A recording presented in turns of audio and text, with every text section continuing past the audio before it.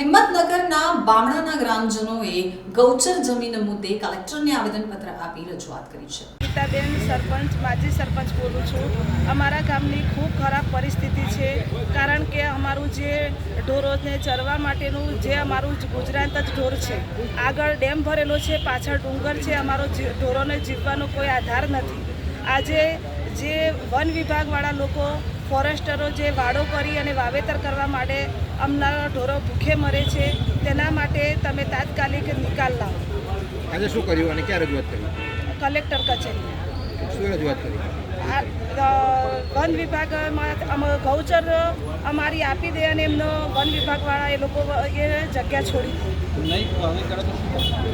નહીં કરે તો અમે 1 મહિનાની અંદર ઢોર અને ગામ એકત્ર થઈ અને કલેક્ટર કચેરી આગળ પડાવ નાખીશું.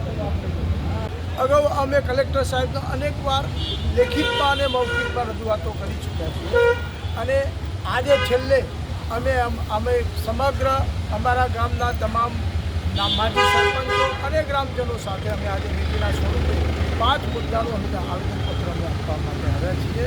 મુખ્ય મુદ્દો તો અમારો એ છે કે ગૌચરમાંથી વનીકરણ તાત્કાલિક હટી જવું જોઈએ.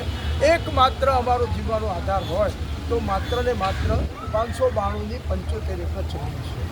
જો આ જમીનમાંથી તાત્કાલિક વનીકરણ હટાવવામાં નહીં આવે તો આવનારા દિવસોમાં અમે અમારું સમગ્ર ગામ, અમારું પશુધન અને અમારા ગામમાં રહેનારા તમામ લોકો ગામ છોડી અને અમે કલેક્ટર સાહેબના ઓફિસ આગળ અમે પડાવ નાખવા માટેનો સિવાય બીજો કોઈ ઉપાય નથી.